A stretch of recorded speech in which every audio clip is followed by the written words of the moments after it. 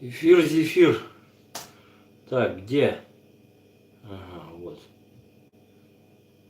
Угу. Так, закроем. Это закроем. Это тоже закроем. Это. Так, ага. Вот она. Так, карету мне, карету. Вот она, моя карета. Карету мне, карету.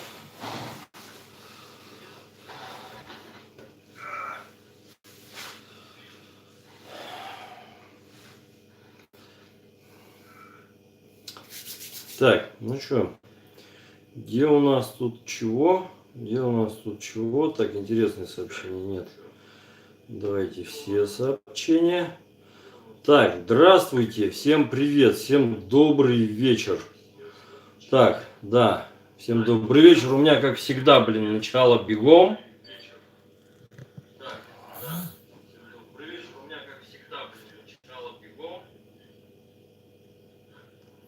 Вот так вот. Опять я все время бегом, опять я бегом. Ну что делать? Конец года, конец года, конец года, конец года. Да.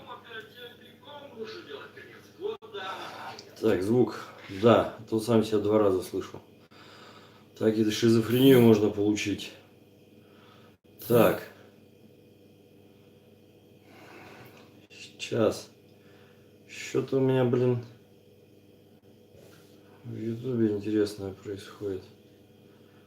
Ладно, фиг с ним. Так. Так. Как ваше здоровье? Не дождетесь. Так. Всем да, всем здрасте, всем это самое. У вас уже ночь, вам хорошо. У нас еще вечер. Вот. Да, сейчас гуляли по пруду. Вот, дети в очередной раз радовались тому, что под нами снег, под снегом лед, подо льдом пруд. Вот. Поэтому немножко, да, сдержался. Вот. Так. Ну что, сегодняшней темкой, да нет, я не столько уставший, сколько обалдевший, вот, и быстро прискакавший.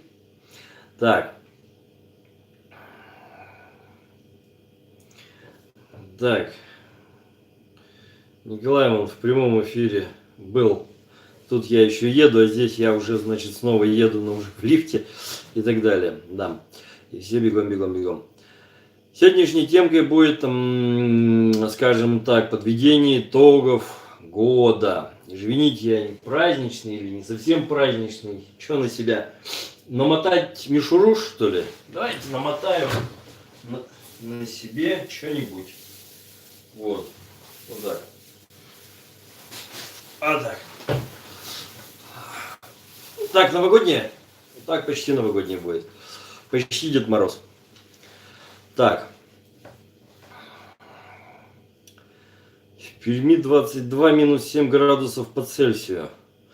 Ну, у нас 21 по температуре примерно как-то так же. Вот, собственно, ежели чего. Так. Будем подводить итоги.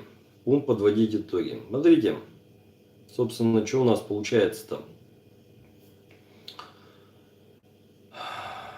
В этом году, в прошедшем, да, не стоим на месте. Было. Первое, что сделано. Была освоена, разработана, опробована, освоена методика растворения камней в желчном пузыре. Исходные данные. Исходные данные такие. Человек, ведущий здоровый образ жизни, после некоторых мероприятий заполучает, там всю жизнь копил, а тут все это дело высыпалось. В общем, он заполучает кучу камней из печени в желчный пузырь. Если, соответственно, у него, соответственно, значит, перекрывается холидох, начинается механическая желтуха со всеми сопутствующими ощущениями. Вот. Человек едет на скорой в больничку, вот. Там ему говорят, надо удалять. Соответственно, значит, под моим давлением человек начинает и уговаривает хирурга удалить камень из холидоха. Это вот тот канал, который ведет уже из желчного в 12-перстную кишку. Холидох. Вот. Или холедах, как его там, пофигу. Неважно. Значит, оттуда камень удаляют, желчный пузырь ему оставляют. Хирург его отпускает со словами, типа никуда ты не денешься, все равно вернешься. По результатам УЗИ у человека, значит, 50% желчного заполнено конкрементами, остальное заполнено взвесью. То есть фактически песок. Учету, соответственно, уже не подлежит. Просто идет как взвесь. Прямое показание на удаление желчного пузыря. За полгода, фактически каждый месяц он делал УЗИ. То есть все абсолютно подтверждено документально. Вот. А результат такой. В самом желчном пузыре на сегодняшний день 2 конкремента размером менее 5 мм. В холедохе, соответственно, 1 камушек размером менее 5 мм.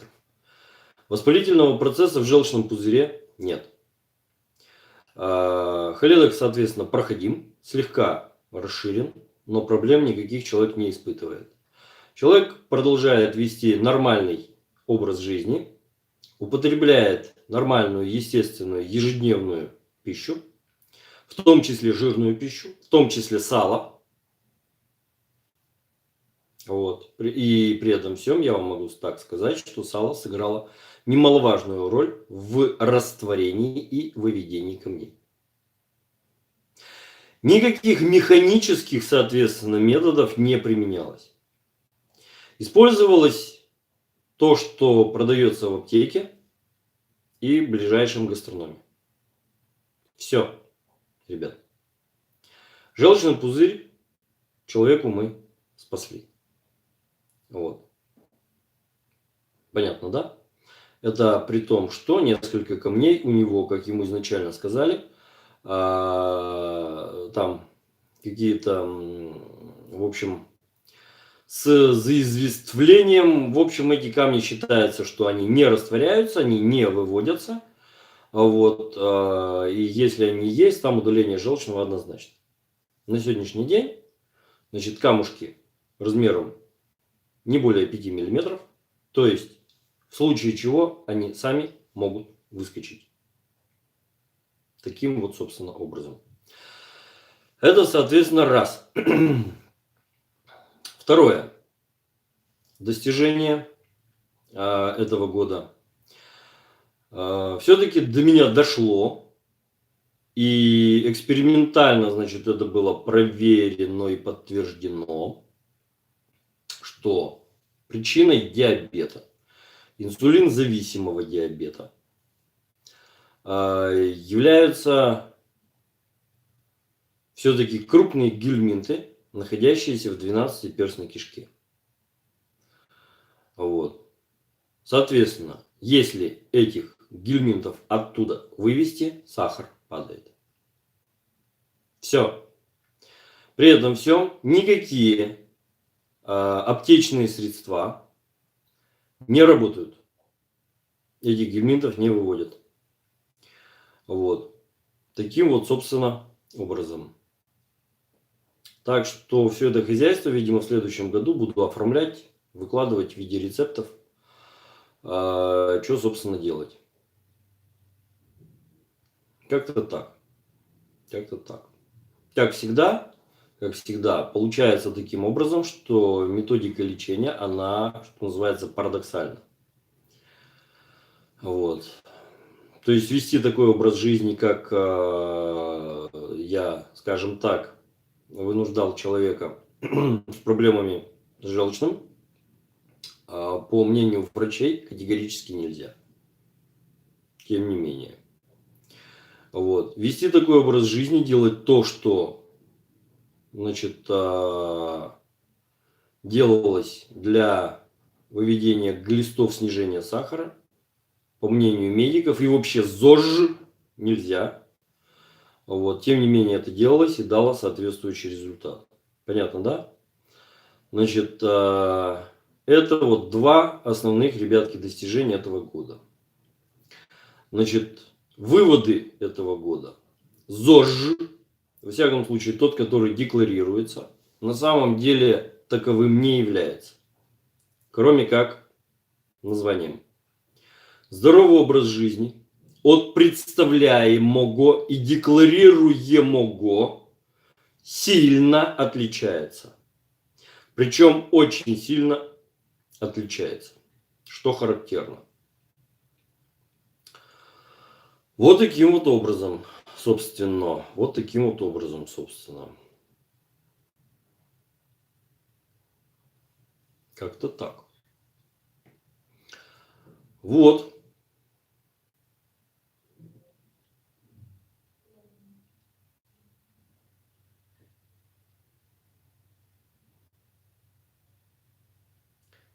Чё, температурами хвастаетесь? Коль, похвастайся им своей температурой. Сколько у тебя там? 39? Да, уже похвастался. Так, это Южная Якутия, да? На югах живешь. Так, добрый вечер, с наступающим. Расскажите про бактерию Helicobacter pylori, какая профилактика, можно ли каенский перец кушать, если при анализе превышено референсное значение? Спасибо. Так, еще раз. Кирилл, смотрите, значит. Раньше была советская наука и западная наука, да. Советская медицина отличалась тем, что она разрабатывалась, развивалась для пользы трудящихся. Западная медицина характерна была тем, что она развивалась для пользы имущих, да, власть имущих, деньги имущих и так далее. Вот, собственно, все. Это принципиальная разница. Поэтому, значит, в Советском Союзе было принято 3 названия: ротовая трихомонада, желудочно-кишечная трихомонада, вагинальная трихомонада. Все. Вот. На Западе, соответственно, всем этим 3 дали разные хитромудрые названия. Вот. И в этом было все отличие. Но наши маркетологи очень быстро переняли западный опыт. И желудочно-кишечную трихомонаду обозвали Helicobacter pylori на западный манер. В результате, если раньше, значит, от желудочно-кишечной трихомонады лечились банально метронидозолом, тупо, который стоил копейки в любой аптеке, то теперь от Helicobacter выписывают, соответственно, ту его кучу антибиотиков, причем дорогих. Соответственно, это хозяйство не то, что не всегда помогает, оно обычно ни хрена не помогает. Вот. Понятно, да? Если там в списке метронидозол или трихопол или что-то в этом роде отсутствует, как бы его, значит, не называли, но именно метронидозол, действующее вещество, то вся эта лабудень, соответственно, не работает. Вот. Это раз. Второе. Перец при этом всем хозяйстве не просто можно, но и нужно. Вот. Таким вот образом. Так, дальше. Пиперозин, вывести гельминты. Еще раз. Аптечные препараты ни хрена практически не выводят. Они могут быть применены исключительно по жизненным показаниям. Все. Вот. Так.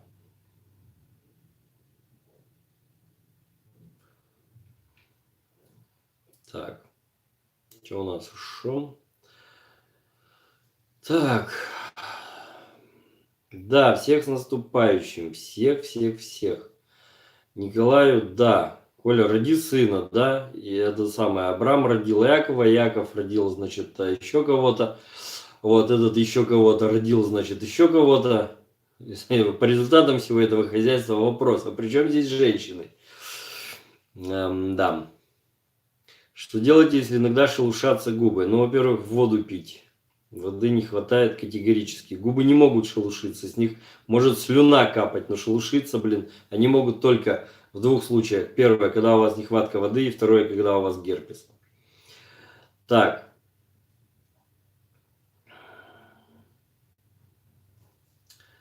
Да, всю жизнь любила сливочное масло, жирное мясо, сало. Из-за ошибочных стереотипов мало ела последние годы. Никаких камней, песка в органах. Ну да, все правильно.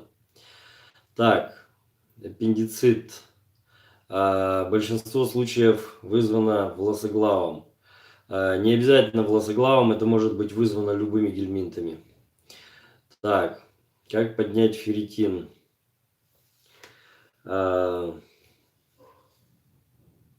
Едой. Это надо еще раз, это надо на консультацию, там подробно все расскажете и так далее. Кстати, да, на тему консультаций давайте сделаем таким образом. Вроде как принято на Новый год дарить подарки там и так далее. Интересно, получится, не получится? Ну ладно, сделаем таким образом. Вроде как подарки от меня, значит, 500 рублей любому обратившемуся, значит, 30-го, потом, сейчас, где у меня календарь.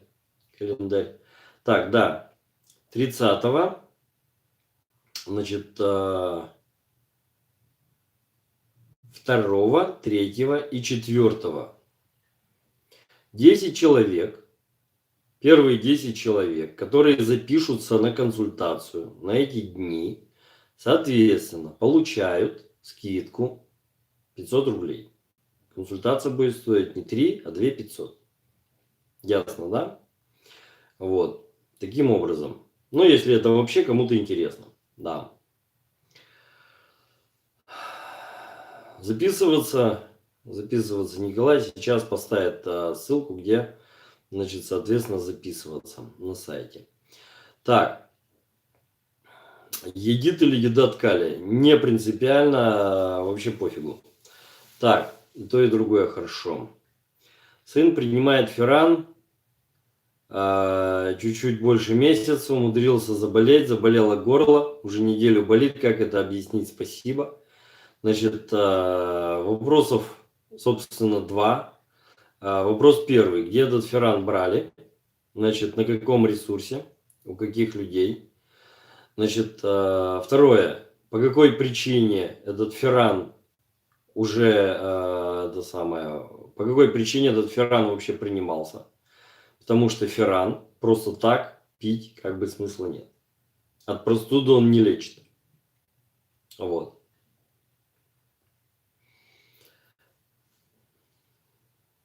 Так что вот. Да.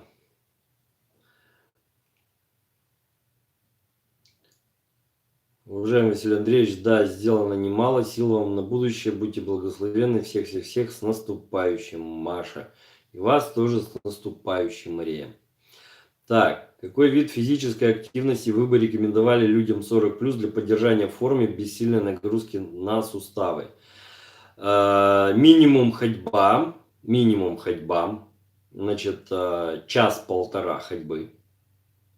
Вот. Не меньше часа ходить. Не меньше. Еще лучше, значит, проходить в день километров 10. Значит, бег трусцой. Бег трусцой нагрузки на суставы не дает, если делать все правильно. Является восстанавливающим. То есть после ходьбы можно переходить на бег трусцой. Вот. Вот это в первую очередь та физическая нагрузка, которая возможна в условиях города. Так. Вредные привычки, да, вызваны обычно все-таки гельминтами. Так.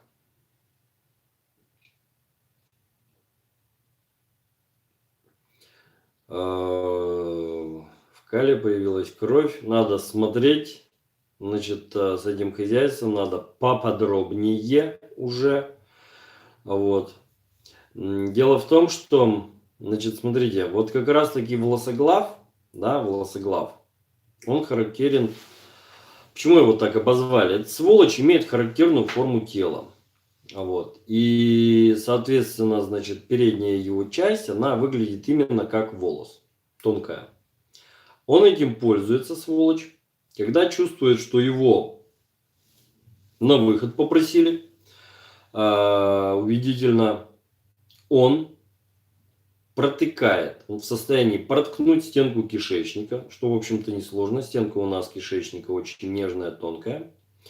Вот. И фактически цепляется как крючком. Если это происходит достаточно длительное время, в этом месте может образовываться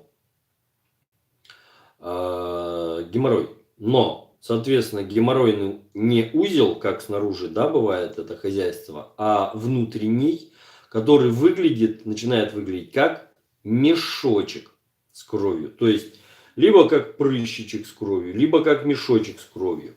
И, соответственно, когда калловые массы проходят, вот обычно такое бывает либо уже в прямой кишке, либо непосредственно перед прямой кишкой, вот, они давят вот это вот, происходит разрыв мешочка, и кал идет, соответственно, с кровью.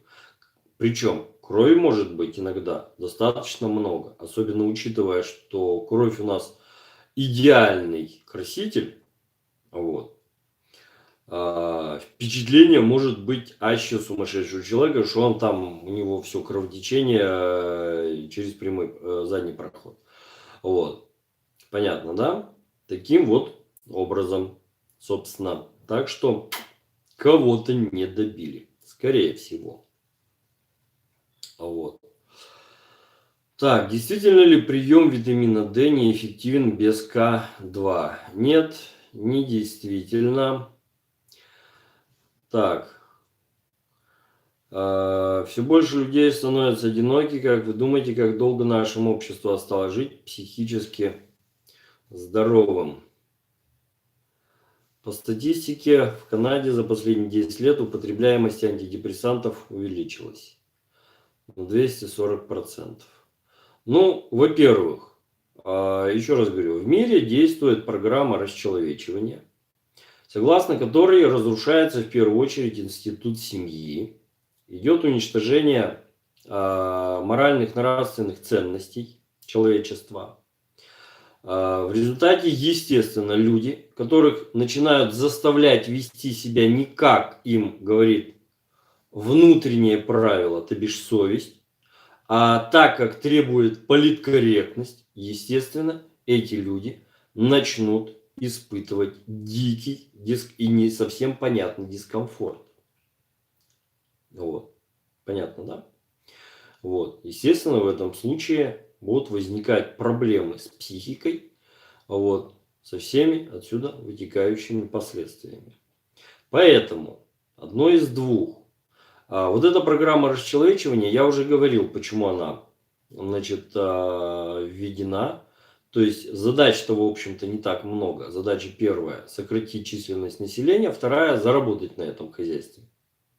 Все. Всего-навсего. Вот. Сократить численность населения для того, чтобы... Ну, потому что, скажем так, некоторые товарищи хотят жить в большем комфорте, вот, а слишком большое количество людей им мешает. На сегодняшний день уже существуют в Карибском море, там же много островов, в общем-то, там уже существуют на сегодняшний день острова, на к которым просто запрещено приставать судам, любым, без специального разрешения. На некоторые острова можно, но там нельзя, туда нельзя привозить животных. Там нельзя с растениями делать ничего. То есть нельзя травинку сорвать, цветочек сорвать, ничего нельзя. Там потому что располагаются виллы богатейших людей мира. Понятно, да? Кто-то живет на своих личных островах, кто-то, значит, живет вот так вот, так сказать, миллиардеры победнее живут вот так вот, такими колхозами, вот, но суть в том, что им вот это вот количество народа большое не нравится. Впереди роботизация, соответственно, значит, излишек надо удалять. Все, собственно. Поэтому, по большому счету, на сегодняшний день как бы два варианта. Либо капитализм нас уничтожит, либо мы уничтожим капитализм, и мир все-таки придет к коммунизму. Все, в общем-то, без вариантов. Без вариантов. Исходя из этого, соответственно, и все остальное с психикой общества. Вот. Ждать, по большому счету, осталось не сильно много. Вот. Что-то скоро как-то должно бахнуть, бабахнуть и так далее. Да. Если человек просыпается ночью каждые 2-3 часа, причем через равные интервалы времени, с чем может быть связано? Еще раз.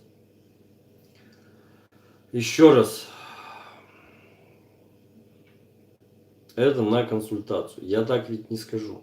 Надо же смотреть, что не так. Ну, с чем может быть связано? Сейчас вот 10 пунктов перечислю, и что толку-то? Так. Дальше. Как правильно сделать концентрированный настой маклея? Количество травы на литр. Заказала, но на упаковке не указано.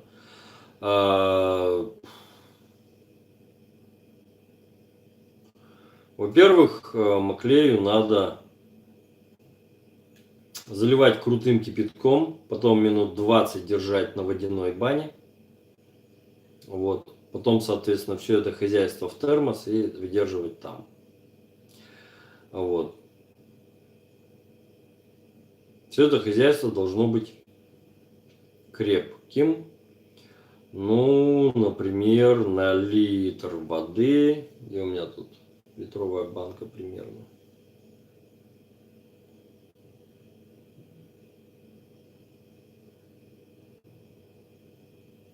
Вот знаете, она волокнистая такая, вот я ее вот так вот беру пальцами просто-напросто, так вот, пук вот этой травы, соответственно, и завариваю. Все. Так. Угостили соленым салом с прожилками мясными, мучают тебя навязчивые мысли про трихинеллез. Ваш курс работает. Против трихинеллеза? Нет. Если она уже начала известковаться в мышцах? Нет. Но вы это быстро очень почувствуете. Да зараза очень быстро уходит именно в мышцы. Там начинает известковаться.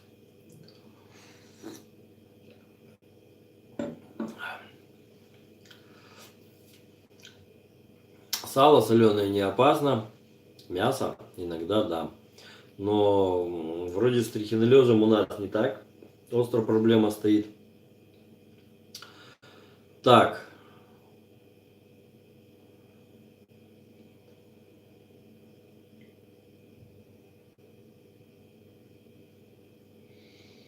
Делаю чистку настойкой перца чеснока. На 2-3 капли моча стала очень темной, чуть мутной. Хотя воды пью много, чистится отложение. Но где-то что-то отвалилось. Это однозначно. А где и что именно, я вам так сказать не могу. Так. У мужа прогрессирует седина, за пару лет посидела полголовы и борода, у отца его нет такого, почему теряется пигмент? Вы знаете, отца у отца, а генетику тоже ведь никто не отменял. Папа-то здесь при чем? Похожесть, она определяется даже не генетикой, понимаете? Вот генетически от отца все передается дочери в первую очередь, а сын обычно сам по себе, фактически. Вот. Так что дело здесь такое. На пигмент для волос там влияет куча факторов, в том числе, в первую очередь, да. Значит, должен быть достаток меди, цинка, кремния, вот, и куча витаминов, собственно. Но опять же, зачастую нифига не зависит. Что с аллопецией, что с посидением, оно как-то... У женщин еще более-менее, у мужиков по-другому вообще.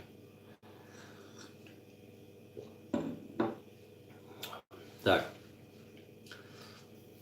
Как-то так. Жена в 25 сидеть. Ну, у меня точно так же. Тетка двоюродная начала в 25 сидеть. В 30 она была полностью седая уже. Вот, ну, что я могу сказать, блин? Что я могу с этим сделать? Вот. Так. С наступающим вас, успехов вам в вашем нелегком деле. Главное здоровье, будет здоровье, будут стримы. Спасибо. Спасибо. Да. Вот. Буду я, будут стримы, будет здоровье. Буду я. Будут, так сказать, клиенты вменяемые, умные. Значит, будет здоровье. Будут такие, которые, блин, крепкие. Значит, там, да, никаких нервов не хватит. Все болезни от нервов. Да. Сифилиса у меня нет. Черт возьми, как-то не так я живу. Удовольствия маловато, что ли. Так. Сколько в литрах? Так, с этим вопросом будьте ласка. Все-таки в личку, я вас умоляю. Так, чем полезен кремний, которого много в полевом хвоще? Значит, смотрите. Вот если для костей, для прочности костей требуется кальций, то, соответственно, для нормального состояния сосудов требуется кремний. Понятно, да? Сколько сосудов в организме? Много, да? Вот. Если кремния в организме не хватает, то сосуды начинают, что называется, заизвествляться. Они становятся хрупкими. И даже витамин С не помогает с этим хозяйством. Вот так вот. В крапиве кремния на самом деле не так много. Там кремний содержится исключительно... из кремния там идет вот этот наконечник иголочек вот этих стрекательных желез, собственно, все. А в хвоще там действительно его много. Вот. Блин, хвощ полевой, но растет почему-то в основном в лесу. Что характерно. Так. Телеграм-канал. Вы знаете, как-то толку-то, блин, от него. Посмотрел. Как бы, по большому счету, неинтересно. Плюнул. Вот. Телеграм вообще снес. Да. Жрал память на телефоне и все остальное, да, мешался. Так, где еще? Хвощ полевой. Вот хвощ в первую очередь. Все. Единственное, что надо его заваривать, запаривать, там, я не знаю, хоть в суп класть и потом есть. Не отвары делать, есть надо. С крапивой то же самое. Не отвары делать, есть надо. Понятно? Так, варикоз возникает от недостатка кремния? Нет, варикоз возникает от отложений. У нас в венозной системе своего насоса нет. Значит, и проблема там получается в том, что для того, чтобы крови подняться обратно, самое главное, чтобы не опуститься. Вернее, чтобы крови подняться наверх, самое главное, чтобы не опуститься, блин, обратно вниз. Поэтому там в качестве насоса работают участки сосудов, расположенные рядом с мышцами. Вот. Мышцы работают в качестве насоса фактически. При этом везде стоят клапана. Самые простые обратные клапана по принципу ниппеля. Вот. Туда пропускает, обратно как бы нет. Вот.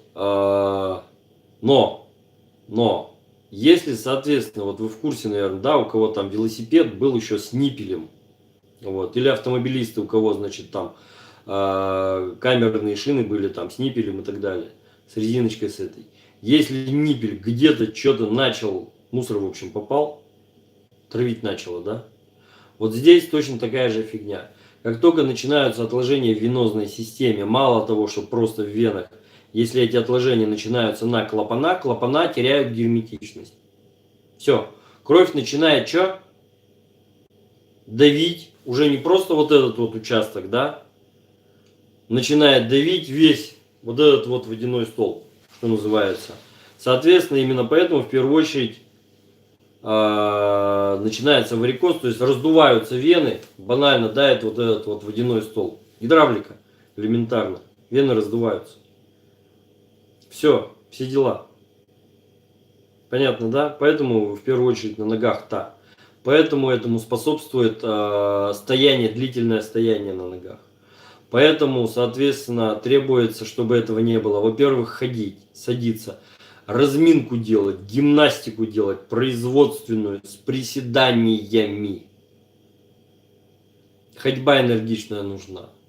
Вот. Там цельный комплекс мероприятий, в общем-то, чтобы не допускать. И правильное питание, опять же. Таким вот образом. Таким вот образом.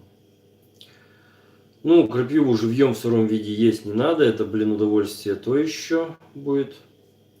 Вот, а вот хвощ, да, можно, особенно по весне, он замечательный такой, мягонький. Еще раз, хвощ можно заготавливать точно так же, как, например, капусту квасить. Особенно по весне, который молодой, съедобный, еще. Его точно так же раньше в катки укладывали под пресс. Все. Вот. Ну, так же, как капусту. Так, есть ли зависимость между временем приема микроэлементов и их усваиваемостью? Ну, теоретически да. Теоретически да.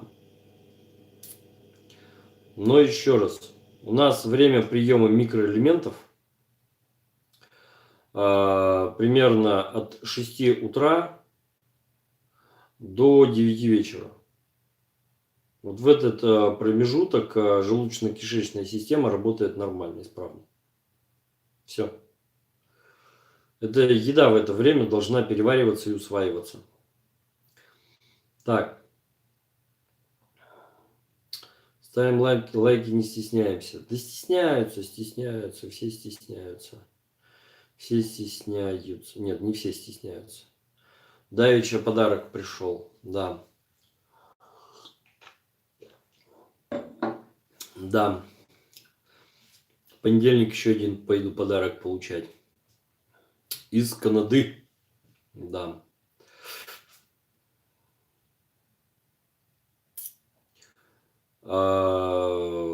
Но ведь почти этот хвощ никто не ест. Все, по идее, должны загибаться от дефицита кремния. Нет, ведь бегают. Может, не так он и нужен. Да нет, особо-то никто не бегает. Вот до поры до времени еще бегают, и то и кажется, что бегают, да, а потом начинают так ползти по направлению на кладбище.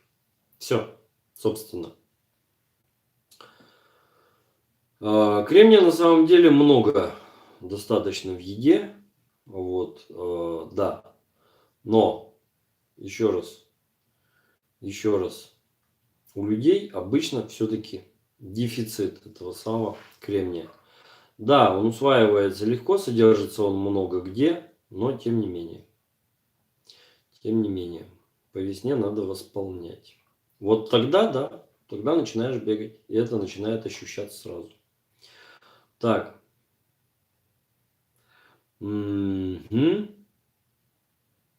Так, по глютену я уже говорил, вред, да. Вред. Одновременно. Так. Что пьете? Как в том анекдоте, блин, доктор, у меня руки дрожат. Что, говорит, пьете? Нет, больше проливаю. Иван, чай у меня здесь.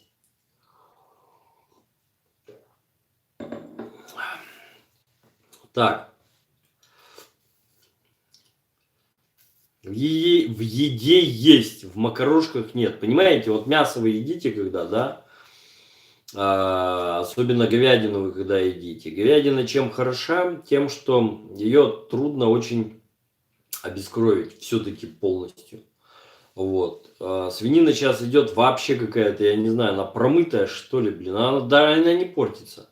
Раньше в магазине купил, под морозилку положил, через 3 дня ее достаешь, блин, она уже начинает там что-то пытаться попахивать. Вот. Водой провыл, в уксусе подержал, значит, приготовил, нормально.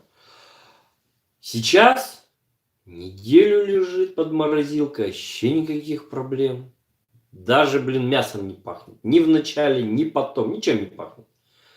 На запах, блин, даже не скажу, что это, блин, мясо, там, свинина и так далее. Из чего это хозяйство сделано? Что это вообще за такое, блин, за субстанция?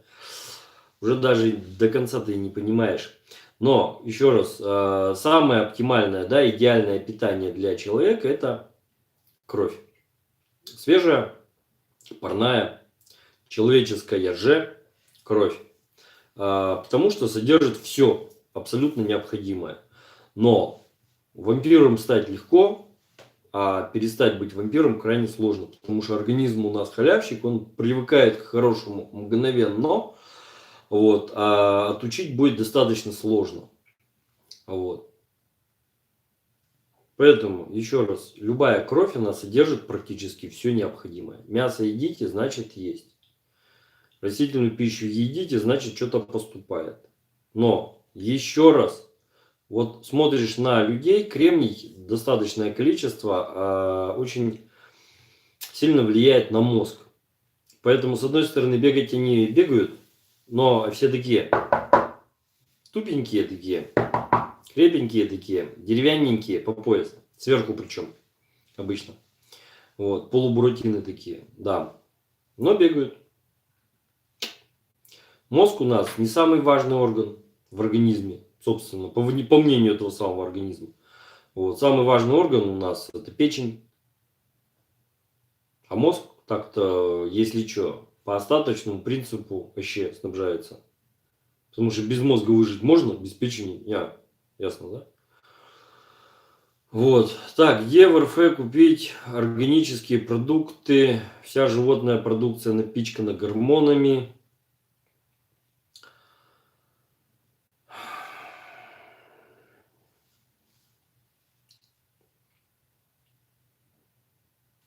Так, я не буду отвечать на этот вопрос, блин, потому что чем тупее вопрос, извините, тем сложнее, блин, отвечать. Это будет сейчас лекция, блядь, на 2 часа. Извините меня за мой французский.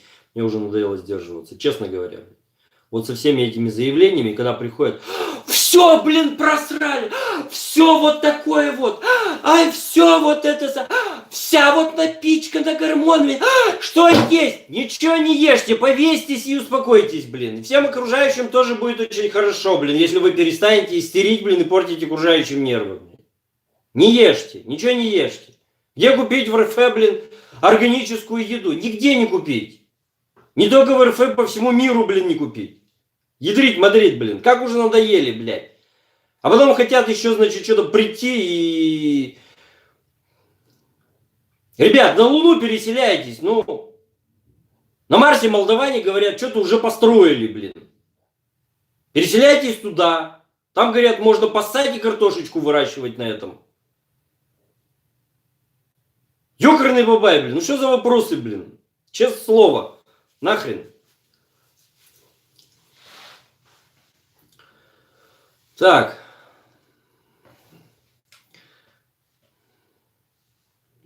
Высушенную крапиву, заваривая, съедая траву, есть смысл? Есть смысл. Вы же любые травы завариваете, пьете тот же самый чай, например. Вопрос спокойный, вопрос, блин, тупой. Коль, бань нахрен, блин, к чертовой матери. Мне мои нервы, честно говоря, дороже, блин. Это канал для умных людей. Уже объяснил все.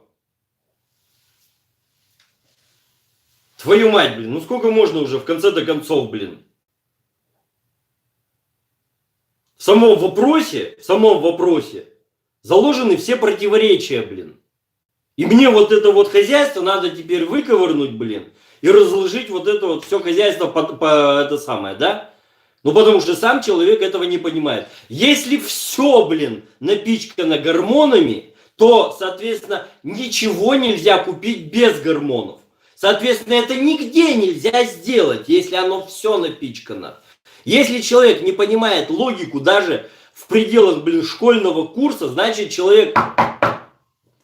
Все, блин. Честно говоря, блин, за этот год я уже устал. Одну, значит, я забанил к ебеням вчера, значит, в группе, блин, пришла такая же, значит, со своей рекламой, блин, псевдонауки. Уси-пуси, сиси-писи, блин. Сказал, блин, прекращай рекламу, блин. А где я чего, блин? Твою ж мать, блин. Да нахрен, к чертовой бабушке, блядь. Да, извините, господа. Уже надоело, уже наболело, блин. Уже все. Который раз, блин, на одну и ту же мозоль, блин, говоришь, не прыгай на ней, блин. Продолжают, да что я такого делаю, блин? Да ничего, блин, жаль, в морду бить нельзя, блин. Да.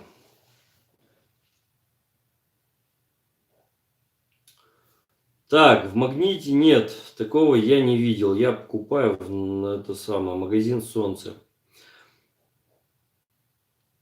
Могут ли быть побочные эффекты от постоянного каждодневного употребления одного вида чая?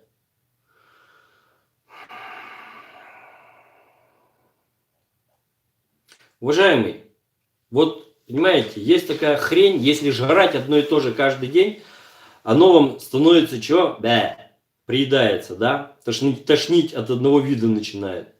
Если не тошнит, значит все нормально.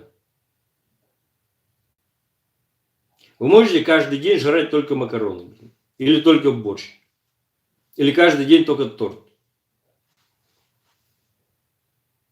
Ну, наверное, разнообразие. Или вы решили вот заместить катикун, вот эту вот. Так. Кровяная колбаса, да, полезно. Да. Значит, смотрите, для людей с определенными болезнями рекомендуется, значит, в том числе сырая печень, говяжья, правда. При этом всем, значит, это чисто медицинские данные, как это все хозяйство готовится, именно сырое, как это все хозяйство употребляется со специями, насколько печень должна быть вообще проверенной и чистая и так далее. Кровяная колбаса точно так же, да. Значит, она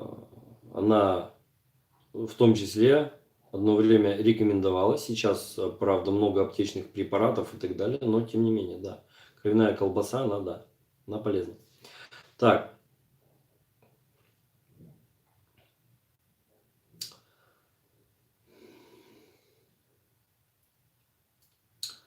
Так. Понимаете, вот с точки зрения, когда говоришь человеку, блин, что он дурак, блин, и ему надо успокоиться и подумать, человек никогда с этим не соглашается. Вот это самый главный критерий. Когда ты говоришь человеку, ты дурак, блин, успокойся, подумай, и он вдруг успокоился и задумался, значит, это умный человек. Если человек начинает возмущаться, дергаться, значит, качать права, вот, следовательно, этот дурак однозначно. Понимаете, это вот классная проверка. Точно так же, как вы спрашиваете человека, значит, ты больной психически, ты вот, может, давай к психиатру сходим. Если он упирается и начинает убеждать, что он здоровый, значит, там, да, действительно проблема. Вот. Мало кто из действительно ненормальных способен признать себя ненормальным. Это классика жизни. Так. Мозг всего лишь приемник. Ну, приемник, передатчик. Значит, так.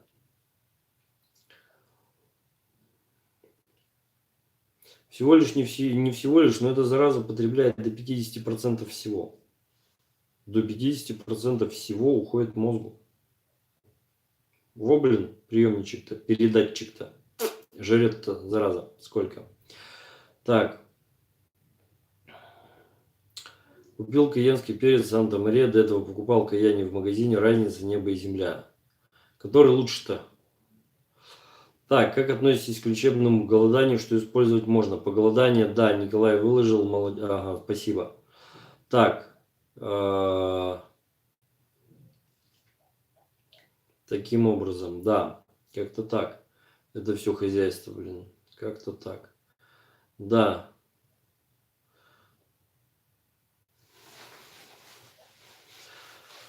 Как-то так, как-то так.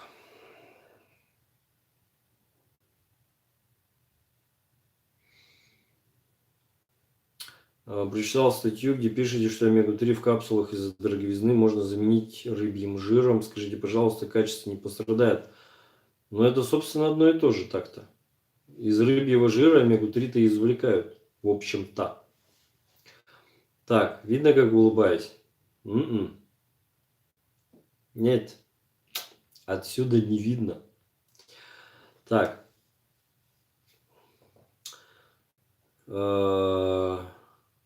Здравствуйте, я ваш фан из Польши. Большое число ваших роликов я видел. Очень интересно, практически уникально. Ферран чудо? Нет, Ферран не чудо, Ферран это наука. Всего-навсего. Вот. Ферран это всего-навсего наука. Гений человеческой мысли сейчас одна нахрен никому не нужно. Просто-напросто. Никто этим не занимается, никто это не изучает и так далее. Вот. Сейчас ребята сделали, продают ферронол. Очень хорошо помогает регенерировать кожу, например. Вот.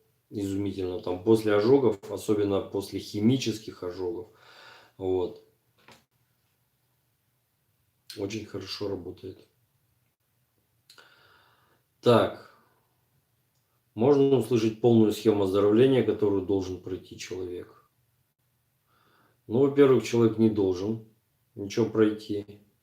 Только в том случае, если есть большая необходимость на то есть показания по заболеваниям.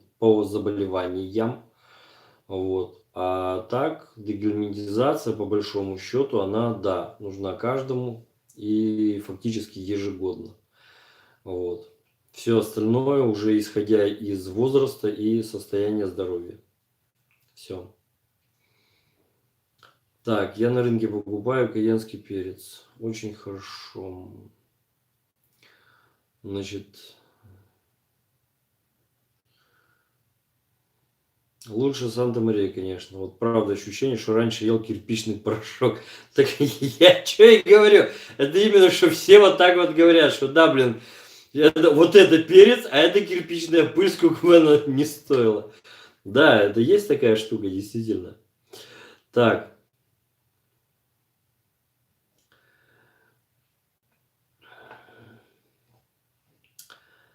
Так, да.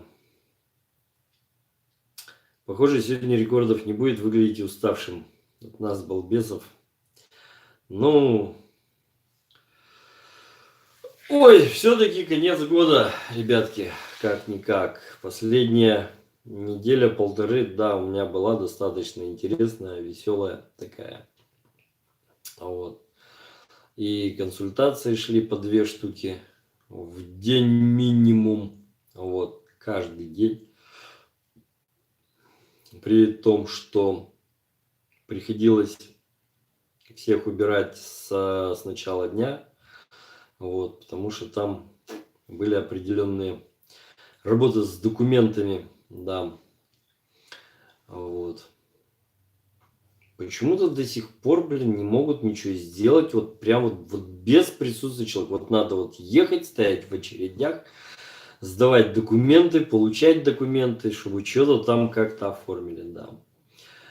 Так, есть ли какой-то основной рацион, какое-то установленное питание? Или можно все кроме?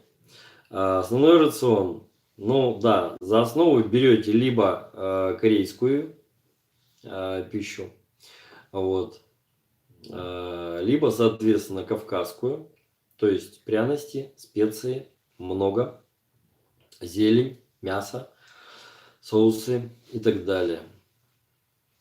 Да? Потому что, смотрите, еще раз, в прошлый раз я это говорил уже, да, Если вот в мое, так сказать, ну как, детство, там еще подростковый возраст, да, Грузия это была, значит, союзное государство в составе СССР, соответственно, и показывали в новостях стихийное бедствие, значит, пальмы в снегу, все, в Грузии выпал снег. Стихийное бедствие, ёкарный бабай, да. У нас, значит, там, когда, соответственно, в Кутаиси выпадал снег, это все. Вся жизнь в городе замирала. В школу приходишь, там, блин, все сидят, соответственно, одетые, в варежках, в перчатках, писать, соответственно, сложно. Одетые, блин, холодно, 2/3 класса как минимум нету. Кому надо добираться на транспорте, потому что транспорт банально не ходит, потому что там снега, если выпадает, то сразу его выпадает по колено, и он мокрый, он плотный, блин, там многогусеничная техника, которая, соответственно, весь асфальт расковыряет. Вот, все. Понимаете, потом все это хозяйство тает, весь город плывет. Но это потом. Сейчас что у нас происходит? Сейчас у нас подобная фигня происходит уже в Москве. Да? Снега нет, потом бамс, выпал, все стихийное бедствие, Москва, значит, встала, коммунальные службы носятся, люди пугаются, сугробы, значит, на это самое, все. В Ижевске сейчас вот стало, как раньше было в Москве, вот вчера, значит, ходил, например. Тротуары чистенькие, снежок только на газончиках, даже дороги сухие. Красотиша неописуемая, да. То есть климатические зоны, они смещаются, они расширяются, причем от экватора, соответственно, к полюсам. Понятно, да? Вот. Все. Соответственно, надо питаться тем, что подходит для конкретной климатической зоны. Заметьте, в жарком влажном климате едят либо очень острое, либо очень много специй. То есть это у нас Юго-Восточная Азия, это у нас Индия. Вот. Таким вот образом. Только чтобы выжить. Все, без вариантов.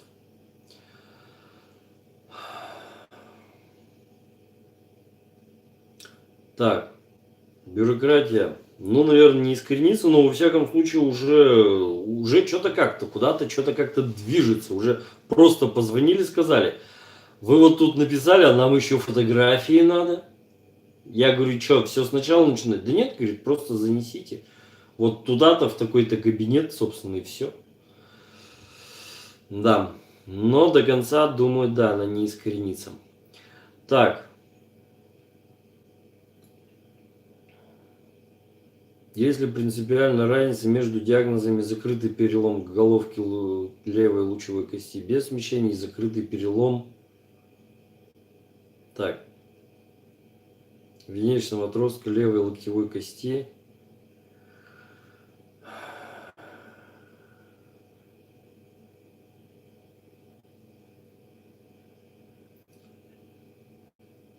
Знаете, я все-таки не доктор. Вот все-таки, чтобы эти подробности посмотреть, это мне надо залезть как минимум в атлас и просто глянуть там по факту. Так. Скажите, резкая боль в ноге в области колена никак не связанная с нагрузкой или отдыхом? И что может быть? Нервы или мышцы или еще что? Скорее всего, связки ослабли. Скорее всего, ослабленные связки. Поэтому произошло смещение суставов просто-напросто.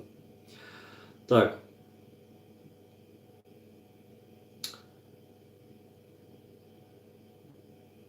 Теперь боюсь, чтобы не случилось смещение. Так у вас, если уже все срослось, то как может смещение-то случиться?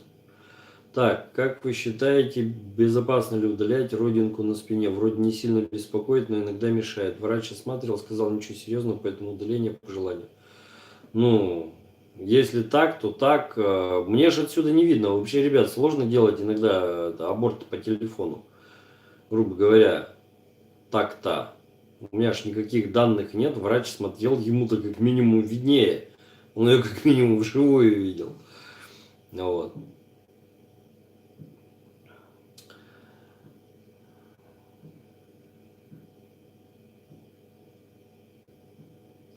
Так, подскажите, как обезболить после наблюдения крови черного поля? Так, на темнопольном микроскопе не совсем понятен вопрос. Видимо, перевод кривой. Кто-нибудь польским владеет? Помогите товарищу. Так, ваш прогноз на 2020 год. Есть полоса белая, есть черная, а у нас зебра. То вдоль, то поперек, то по диагонали, блин. Вот. Кому-то белая, кому-то черная, блин. Да.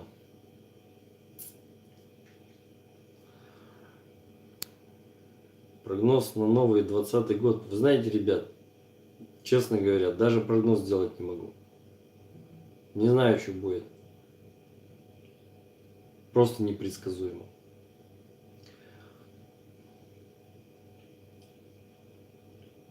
Так, это есть глобальное потепление. Правда ли говорят или так? Еще раз, понимаете, ребятки, раньше на планете было тепло. Например, на планете было тепло. В летописях монахи, значит, отмечали, что они выращивали в Карелии виноград, делали вино. Ребята, в Карелии виноград делали вино. Вот. Не уксус, блин, а вино. Понятно, да? Это о чем-то говорит? О чем-то говорит. Что-то потом случилось, что случилось похолодание. Теперь мы возвращаемся к тому, что было раньше. То, что нас пугают вот этим глобальным потеплением, это всего-навсего страшилки, пугалки и так далее. На этом бабки делаются. Всякие креты, греты там вылазят и так далее. Вот. А так пока все возвращается к тому, что, собственно, изначально, в общем-то, и было. Вот. Все правильно. Беспечный человек – это тот, который без печки. Да, куча, значит, домов стоит там, постройки начала там 19-го, например, века или там 18 века, да, и видно, что печи там встроенные, пристроенные. Вот. Изначально эти дома строились без печей. Окна там заложенные, половина окон заложена. Вот. Почему? Ну, наверное, потому что другой климат был, нафиг печки. Для отопления-то, собственно-то. Вот. Понимаете? Чуть-чуть другие технологии использовались. Да. Так. 21. Имеется кожная болячка, похожа на псориаз, аллергию, занимаюсь спортом, из-за болячки есть проблемы. Вечно не хватает сил. Что можете сказать сейчас, как поступать? Любые проявления на коже – это проблемы с кишечником. Проблемы с кишечником – это всегда гельминтоз. Как-то так. Соответственно, все остальное.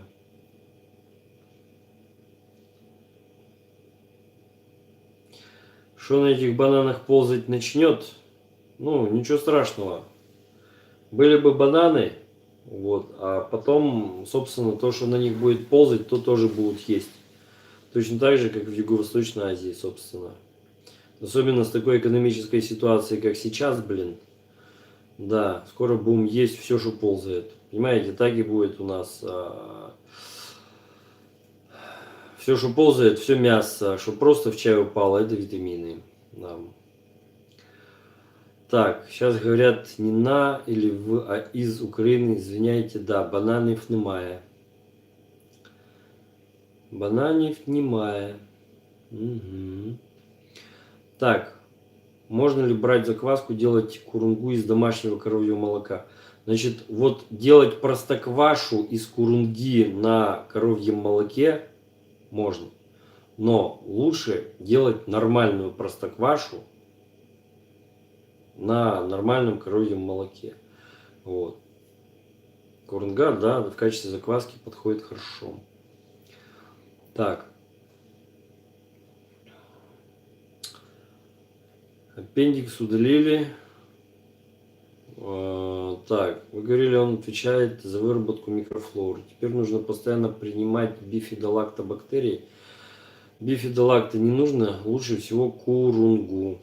Курунгу лучше всего, да. Ну, у вас, понимаете, скажем так, будет поддержание определенное, да, вот этого всего хозяйства за счет того, что там уже живет. Но при каких-то экстремальных ситуациях много антибиотиков, высокая температура, там под 40, когда много чего гибнет. Какие-то, значит, проблемы с недержанием воды, соответственно, там весь кишечник промыло к чертовой матери. В этих случаях, да, будут проблемы с восстановлением микрофлоры. Вот. Эффективным, быстрым, качественным восстановлением микрофлоры, да. Здесь лучше курунги нет. Просто-напросто. Так, есть надежда, что вновь отрастет по аналогии с щитовидной железой, которая восстанавливается. Значит, еще раз, орган восстанавливается любой, если хоть маленький кусочек от него оставлен. Если орган удален за своими пределами, он уже не отрастает. Понятно, да? Если вот этой чапчерицы, которая отбрасывает хвост, заметьте, там кусок хвоста у нее остается. Но если ей обрубить этот самый хвост по самые задние лапы, там ни хрена уже не отрастет. Вот. Так. Давайте Василия поздравим с наступающими лайками. Да. Давайте. Спасибо. Так, друг с севера приехал. У него сначала левая нога там заболела, потом правая, говорит, седалищный нерв застудил. Что можете сказать?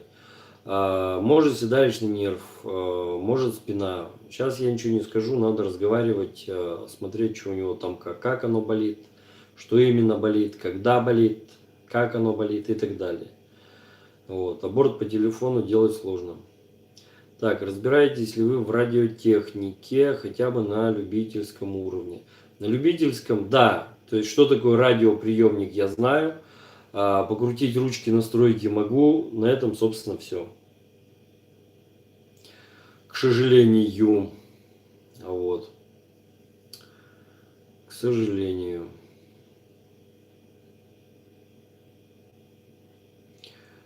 Так.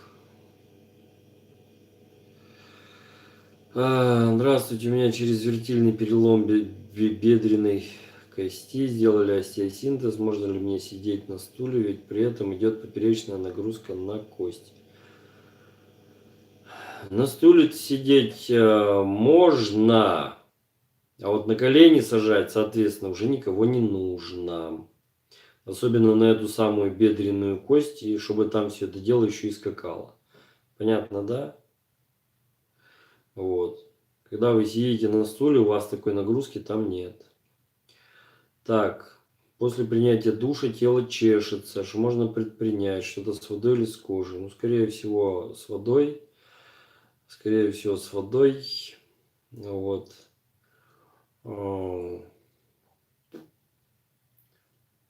Слишком сухо. Воды пьете мало, как минимум. Плюс нехватка жирорастворимых витаминов А, Е. Так, кожа сухая.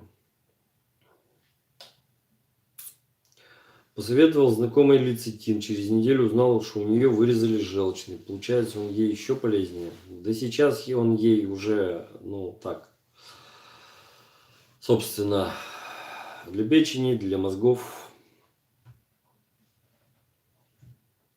Так, камни выводить уже не надо.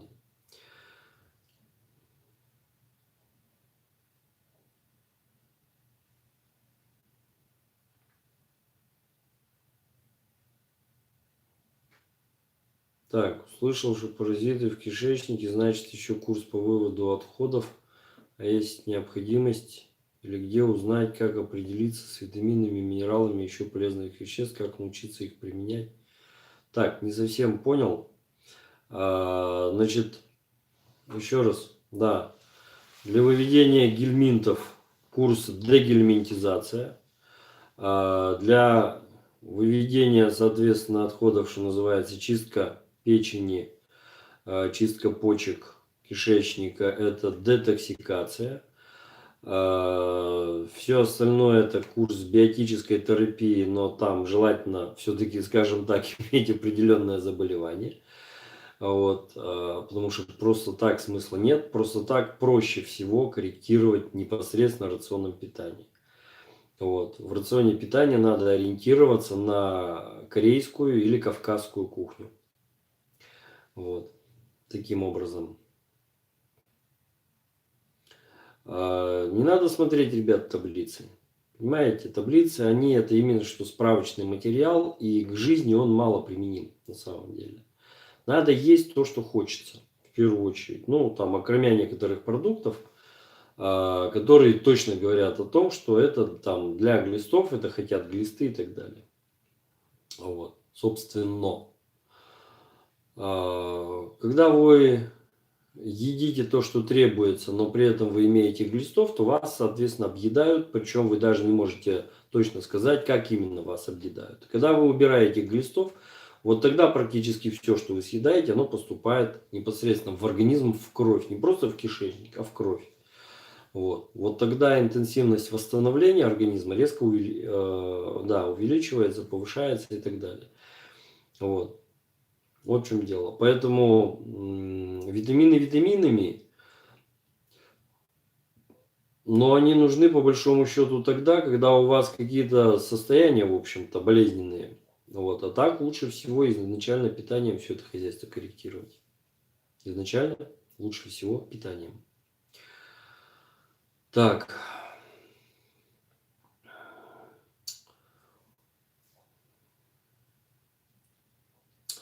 Так, да, это я объяснял. Так, помогает ли лечебное голодание от паразитов? Не само голодание, выход из него. Так, правила гигиены. Чем мыться или только баня? Это уже кому как. Кто любитель бани, кто не совсем любитель бани. Вот. По большому счету это особо так не влияет. Можно принимать просто душ, можно принимать душ с мылом, можно без мыла и так далее. Вот. Я уже рассказывал, по-моему, я моюсь с мылом, ну, наверное, в лучшем случае раз в месяц, а то и раз в 3 месяца. Так мне хватает просто душа, просто воды. От меня нет запаха, у меня не образуются вот эти вот, как это, катышки, значит, если потереть и так далее. Я чистый изначально. Понятно, да? Вот. Так, да, ссылки. Ага, все правильно. Все правильно. Ой. Не, рекордов сегодня точно не будет. Рекордов сегодня точно не будет.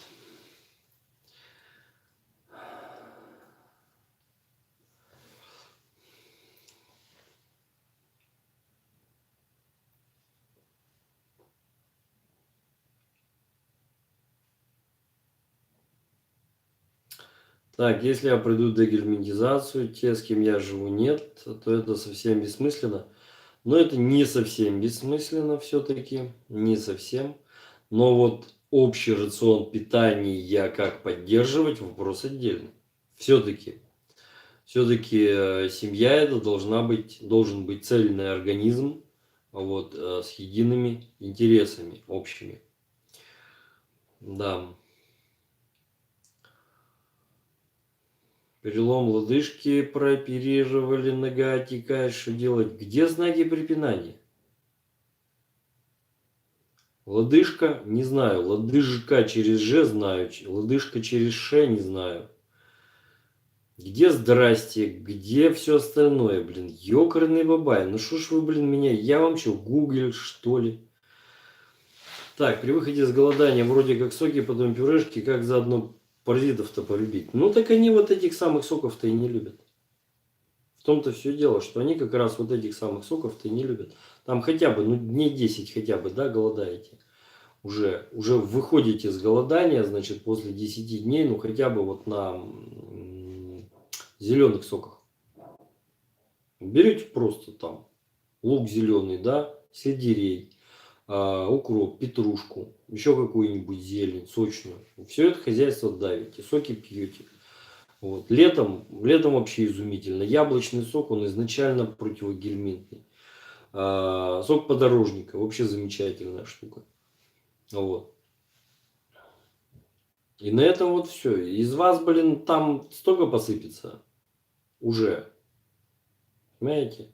Соответственно, чем дольше голодаете и потом они же остаются в вас, они же никуда не уходят.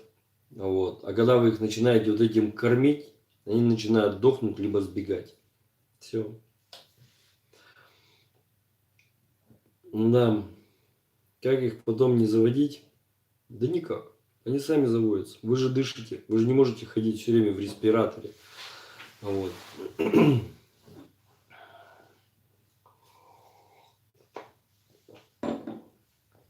Таким вот образом. Так.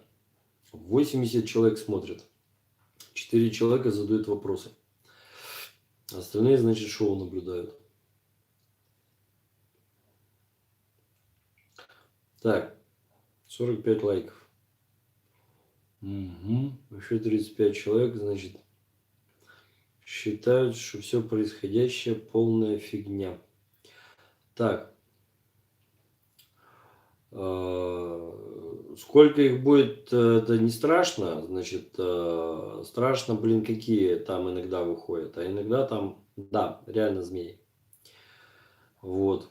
Так. Как планируете провести Новый год? Что будете есть, пить, до скольки не спать? Или вы его проведете как обычный день? Да как получится, собственно. Я вообще изначально сова. Для меня не спать там до 2, 3, 4 утра это нормально. Вот. Для меня ненормально просыпаться в 7 утра. Вот. Что есть? Да, собственно, как обычно, скорее всего. Потому что опыт жизни показал, что чем больше блюд на столе, и чем они разнообразнее, тем, блин, тяжелее потом все это дело переваривать. По молодости это нормально еще, когда желудок гвозди переваривал. А сейчас как-то уже становится несколько тяжеловато. Вот. Поэтому рацион обычный, собственно. Вот. Ничего такого. Ничего необычного. Ничего. Так, печень не съедят на голодании? Да не должны. Ни у одного еще это самое не съели. Так. В конце концов, печень очень быстро восстанавливается. Она регенерирует лучше других. Так. Как сделать, чтобы не заболеть снова гельминтами? Никак не сделать. Надо просто регулярно кушать определенные вещи. Я же говорю, рацион питания поддерживать. Зелени много должно быть. Перца много должно быть. Вот. Ну и регулярно все-таки делать определенные противогельминтные вещи. Вот. Либо это все-таки питанием. У меня это перец везде фактически. Вот. Если его становится мало, значит еще и перцовая настойка. Да. Там мало никому не кажется. Когда в течение дня натощак несколько раз по 2 миллилитра спиртового раствора капсаицина, потом выпадывает все, что снова накопилось. Вот. Таким вот образом. Спать надо от 7 часов и в темноте.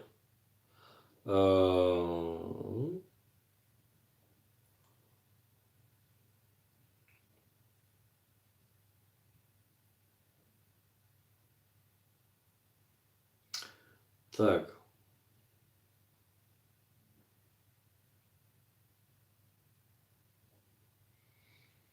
Я, говорит, не выспался.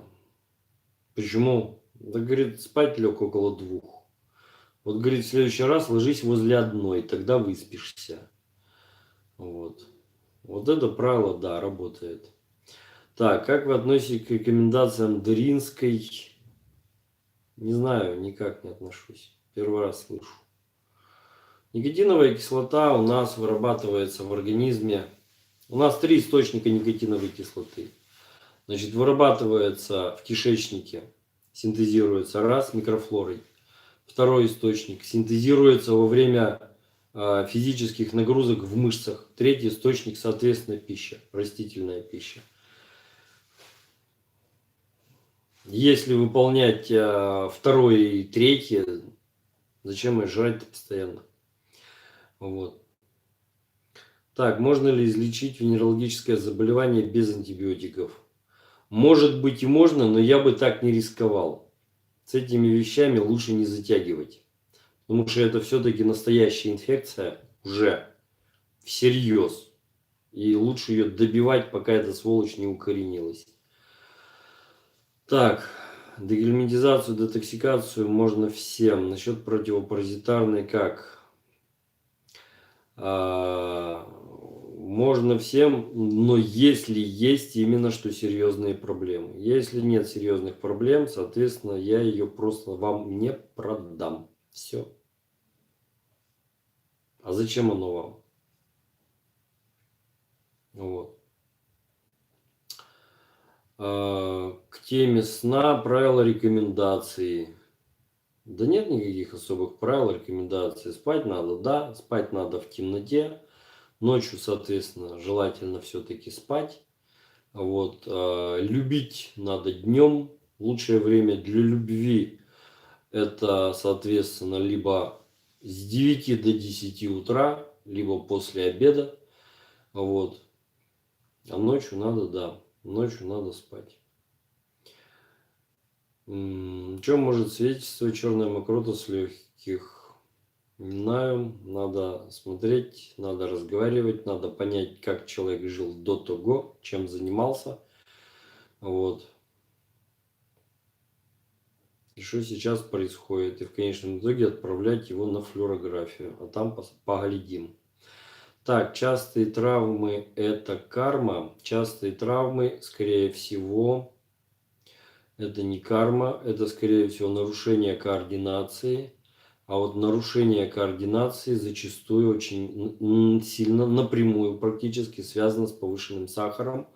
И зачастую это бывает как предвестник диабета. Так что имейте это в виду. Так. Дегельминтизация каждый год. Да. Первый раз полная, потом упрощенный вариант. Так, как вы думаете, женщина, имевшая множество половых партнеров, годна ли на роль жены и матери детей? Знаете, вот все-таки, как говорят, мужик, у которого было много женщин, это у нас как? Дон Жуан, Кобель там и так далее, да? Женщина, у которой было много мужчин, это, извините, блядь.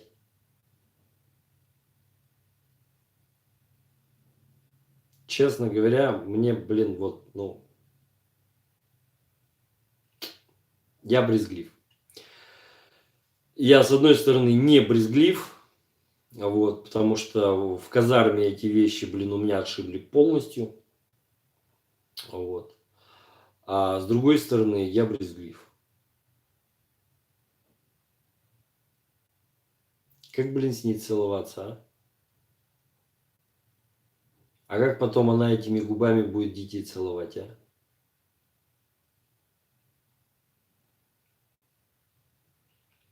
Как это, блин, стихи есть. Молодая с чувственным оскалом, я с тобой не нежен и не груб. Расскажи мне, скольких ты ласкала, сколько рук ты помнишь, сколько губ. Да.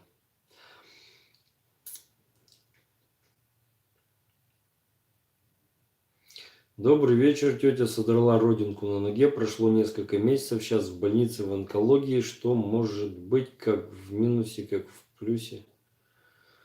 В минусе помрет, в плюсе выздоровеет. Ну что, я вам гадалка, что ли?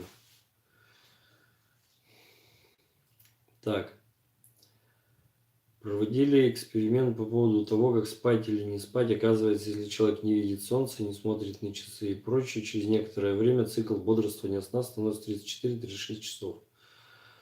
Не знаю насчет 34-36 часов. Лично у меня сутки получаются, я так одно время жил, не глядя на все это хозяйство, где-то 26 часов, да. Вот.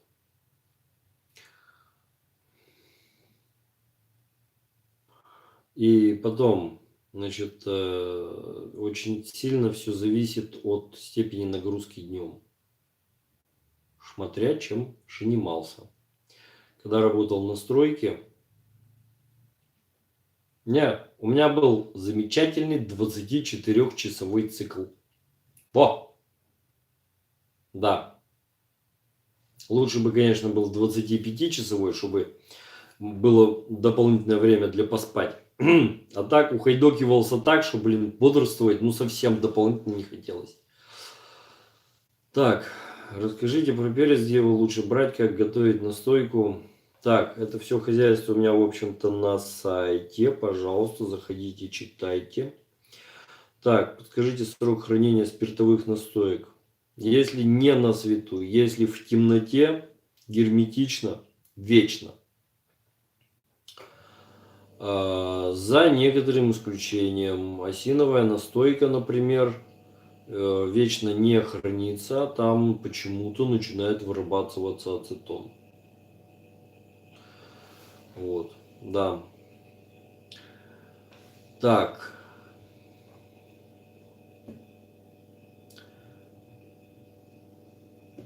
Причина низкого уровня лейкоцитов. Ну, низкое количество лейкоцитов значит мало инфекций. Хорошо ведь? Так, все препараты, которые будут необходимы на курсах, вы указываете, где брать? Часть указываю, которые можно взять только там, а все остальные, пожалуйста, в интернете. Названия даны, в интернете находите. Вот, потому что сейчас сайты появляются, исчезают, фирмы появляются, исчезают, цены стремительно меняются, поэтому я перестал во многих случаях рекомендовать. Одно время рекомендовал, но человек приходит и говорит, а я нашел в другом месте значительно дешевле. Ну, так.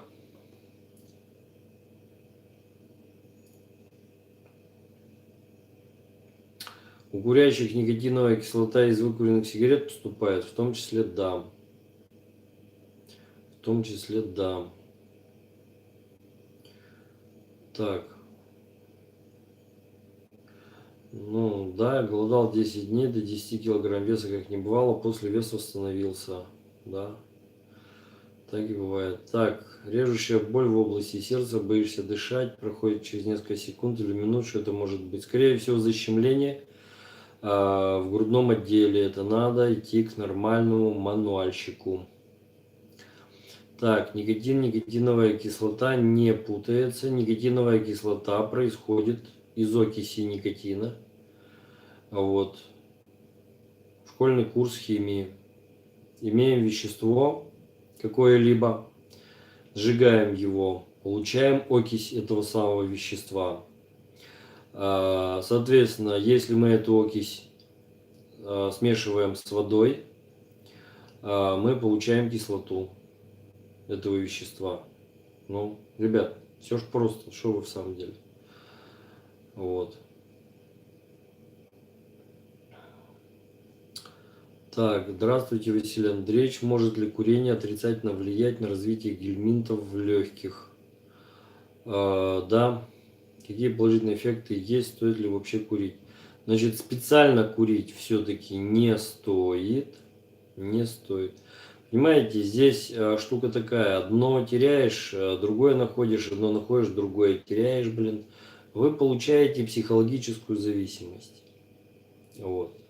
Я бросил курить не потому, что у меня было вообще все прекрасно со здоровьем. И после того, как я бросил курить, я приобрел некоторые проблемы со здоровьем. Вот. Я курил 27 лет. У меня не было ни одышки, ни кашля, ни давления, ни проблем с сердцем, ни проблем с сосудами. У меня не было никаких проблем. Вообще.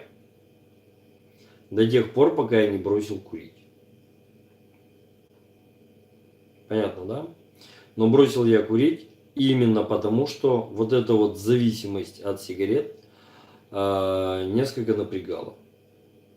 Вот. Ну и в последнее время, да, то, что продается в магазинах, стало курить невозможно.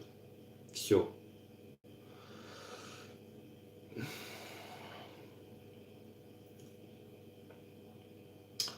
Так, елку наряжаете на Новый год?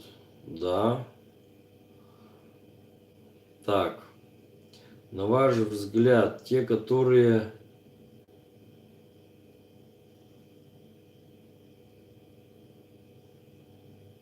опьяняются, видимо, спиртными в Польше, часто говорят, что заливают червя. На ваш взгляд, число правды в этом есть? Так-то так, они не едят перца. Значит, смотрите еще раз. Что происходит с пьяным человеком? Он расслабляется и валяется, да? Там хоть самого, что называется, да? Вот. То же самое с червяком. Алкоголь расслабляет гладкую мускулатуру. Особенно хорошо работает коньяк. Или ром. Значит, но не белый. Темный, золотистый ром и коньяк. С гельминтами происходит все то же самое. Расслабляется мускулатура, да, и червяк смывается из тонкого кишечника фактически до толстого, где в большинстве случаев погибают. Это, правда, не действует на волосоглава, например, вот. Но на других в основном это хозяйство действует. Поэтому, да, у алкоголиков, еще раз, у алкоголиков, у них чистые сосуды и практически нет гельминтоза. Но у них, извините, тупые мозги, вот, и у них проблемы с печенью. Поэтому все должно быть без фанатизма, скажем так, просто-напросто, и все. Да.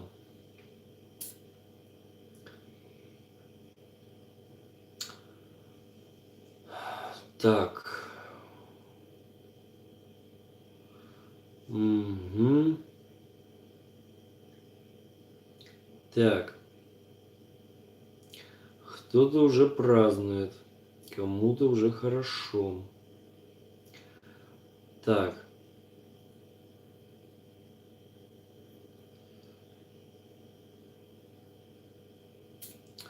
Ну, да.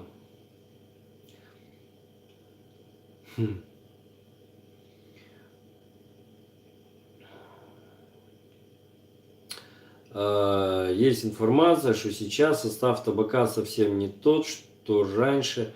Знаете, раньше тоже вот во время войны, например, как это было? Эрзац табак, эрзац кофе, эрзац бензин, блин. Сейчас снова до этого дошли, да. При развитом-то капитализме. Угу. Да, в зависимости от сигарет финансово невыгодно, как и от алкоголя. Практически всю выгоду вот эту вот самую выгоду после того, как я бросил курить, да, выгода за 2 года первых, она ушла вся на смену гардероба, потому что мой размер резко вырос. Все.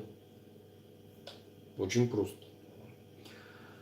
Так как вес резко вырос, естественно, завозмущалось сердце.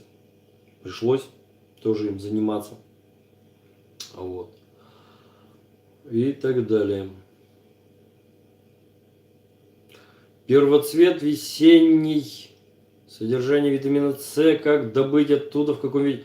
Ну так и ешьте этот первоцвет. Кто ж вам мешает? Черемуховый цвет едят. Цветки той самой яблони, например, цветками яблони мелких я кормил. На руках подносил, они у меня прям срывали цветы, ели так, блин, как будто, я не знаю, как будто их год не кормили. А это единственное, что им вообще разрешили. Да. Ради бога. Много витамина С тоже плохо. Вот чтобы был переизбыток витамина С, Блин, я такого даже и не знаю. Вот. По другим витаминам, да. Дело в том, что витамин С у нас относится к провитаминам. Из него наш организм синтезирует кучу других витаминов. Вот. И, соответственно, если про избыток там каких-то других витаминов я еще знаю симптоматику, то чтобы, блин, избыток витамина С, и это на практике, блин. Ну, Лайнус Полинг на себе все это дело испытывал, экспериментировал, жрал ударными дозами. Отрицательных моментов не выявлено. Вот. Так. Бабушке 99 лет. Она перепутала день-ночь. Мелатонин бабушке надо. Мелатонин. Вот. Так. Что еще у нас там есть хорошего такого? Мелатонин, да. Причем попробовать разные. Там есть разные препараты с содержанием мелатонина. Вот его надо бабушке в первую очередь. Так. Сколько раз можно принимать слабительное в неделю, месяц? Столько, сколько нужно, чтобы стул был 2 раза в день как минимум. Так, как же так получается, что есть 4 группы крови у человека, а на самом деле их больше? Так, ну, генетику-то ведь никто не отменял. У нас как минимум несколько раз, так? Ну. Так, спасибо про ответы. Всего наилучшего на весь Новый год. Всем зрителям канала тоже. Спасибо и вам тоже. С наступающим вас Новым годом. Рождество у вас уже прошло. Вот. Хотя вот не знаю, как поляки отмечают Рождество. И отмечают ли. Да, в общем, с Новым годом. Так, липовые цветки используют при простуде. Как их эффективно их использовать? Да заваривать как чай, да и все. Самое простое, в теплой горячей водой и вперед. Вода у нас самый универсальный растворитель.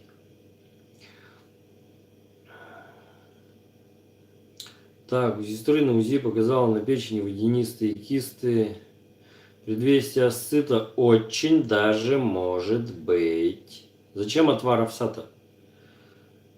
Воду надо пить, отвар овса. Воду надо пить. Вот. Так, ну что у нас уже получается? Скоро будет 2 часа, как стрим идет. Мелатонин, ну, во-первых, не вредно. Вот, вы помогаете организму немножко восстановиться. Вот. Привыкание, если принимать его не дольше месяца, обычно не образуется. Вот. Он просто перестает в какой-то момент помогать вам, и все. А когда вы начинаете ложиться спать без него, вы прекрасно засыпаете, и все. Но обычно организм просто забывает про него.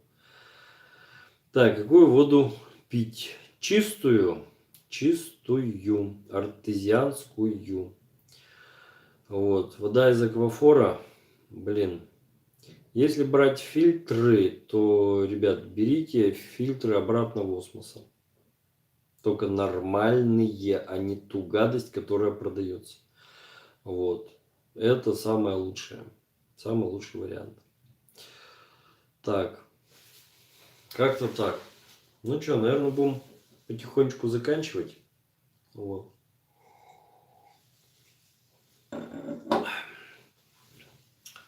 Мини времени без 5:11. Вот. Дистиллированную. Да ее много все равно не попьешь.